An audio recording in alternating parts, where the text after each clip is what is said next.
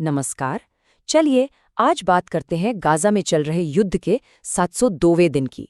हम 3 अलग-अलग पहलुओं पर गौर करेंगे। एक तो जमीन पर जो तबाही हो रही है, दूसरा इंटरनेशनल लेवल पर जो राजनीतिक खींचतान चल रही है, और तीसरा एक पूरी पीढ़ी की कहानी जो इन सब के बीच अपना रास्ता खोजने की कोशिश कर रही है। किसी भी बात से पहले चलिए इस नंबर पर ध्यान देते हैं। युद्ध के 702वें दिन तक 64,368 से ज़्यादा फिलिस्तीनियों के मारे जाने की खबर है। ये सिर्फ एक आंकड़ा नहीं है, ये हमें याद दिलाता है कि हर चीज़ के पीछे एक बहुत बड़ी मानवीय कीमत चुकाई जा रही है। तो तारीख है 7 सितंबर रविवार का दिन, और ये युद्ध का 702वां दिन है। यही तारीख उस बैकग्राउंड का काम करती है जिसमें हम आज की घटनाओं को देखेंगे, तबाही से लेकर एक उम्मीद की कहानी तक। तो सबसे पहले आइए देखते हैं कि जमीन पर क्या हो रहा है, जहां इंफ्रास्ट्रक्चर को तबाह किया जा रहा है। ये कोई छोटे मोटे हमले नहीं हैं, बल्कि हाल की घटनाओं से एक पैटर्न सा उभरता लिख रहा है, जो गाजा शहर का नक्शा ही बदल रहा है। पिछले कुछ दिनों में तबाही का एक खास पैटर्न देखने को मिला है। गाजा शहर की जो जानी मानी ऊंची इमारतें हैं, उन्हें एक एक करके गिराया जा रहा है। शनिवार को असुसी टावर गिरा और उससे ठीक एक दिन पहले मुश्ताहा टावर को जमींदोज कर दिया गया। और अब दूसरे अपार्टमेंट ब्लॉक्स पर भी यही खतरा मंडरा रहा है, जिससे लोगों में लगातार डर बना हुआ है। सोचिए उन परिवारों के बारे में जो इन इलाकों में वापस लौटते हैं। उन्हें क्या मिलता है? सिवाय मलबे और टेढ़े मेढ़े लोहे के ढेर के कुछ नहीं। उनका घर, उनकी पूरी दुनिया, सब कुछ एक ढेर में बदल चुका है। ये एक बहुत ही गंभीर और दिल दहला देने वाला मंजर है।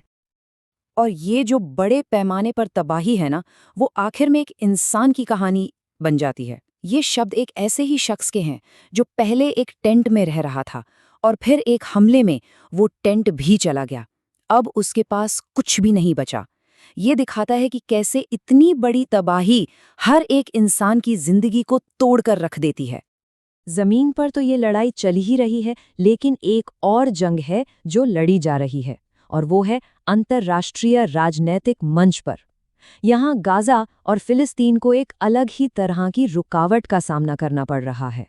संयुक्त राष्ट्र महासभा यानी यूएनजीए हर साल होने वाला एक बहुत बड़ा इवेंट है।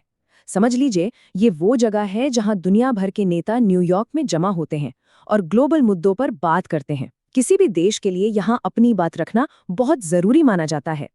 तो हुआ ये कि इस साल फिलिस्तीनी राष्ट्रपति महमूद अब्बास और उनके 80 लोगों की डेलीगेशन को यूएनजीए में आने के लिए वीज़ा देने से मना कर दिया गया। खबरों के मुताबिक अमेरिकी विदेश विभाग ने 3 शर्तें रखी हैं। पहली, 7 अक्टूबर के हमले की निंदा करें। दूसरी, अंतर्राष्ट्रीय अदालतों से केस वापस लें। और तीसरी, एक अलग देश के तौर पर मान्यता की मांग करना बंद कर दें। अब दिलचस्प बात यह है कि ऐसा पहली बार नहीं हो रहा है। इतिहास जैसे खुद को दोहरा रहा है। 1988 में रीगन एडमिनिस्ट्रेशन ने भी पीएलओ नेता यासर अराफात को वीज़ा नहीं दिया था। तब यूएनजीए ने एक बहुत बड़ा कदम उठाया था। उन्होंने अपना पूरा सेशन ही जिनेवा, स्विट्जरलैंड में शिफ्ट कर दिया था, ताकि अराफात को सुना जा सके। इस बार क्या होता है, ये तो वक्त ही बताएगा। अब हम इस पूरी कहानी के सबसे भावनात्मक पहलू की तरफ बढ़ते हैं। देखते हैं कि इस संघर्ष का बच्चों पर क्या असर पड़ रहा है और कैसे कला इस दर्द को एक आवाज दे रही है। ये आंकड़ा देखिए, ये वाकई चौंकाने वाला है। गाजा के 90% स्कूल, 90% या तो पूरी तरह तबाह हो चुके हैं या बुरी तरह क्षतिग्रस्त हैं। इसका सीधा मतलब है कि बच्चों की पढ़ाई लिखाई लगभग ठप हो गई है। ये सिर्फ इमारतों का नुकसान नहीं है, ये एक पूरी पीढ़ी के भविष्य का नुकसान है। लेकिन इसी तबाही के बीच उम्मीद की एक छोटी सी किरण भी दिखती है। ये शब्द 10 साल की लेडिप के हैं, जो लगभग 2 साल में पहली बार क्लास अटेंड कर रही है, भले ही वो क्लास एक टेंट में लग रही हो।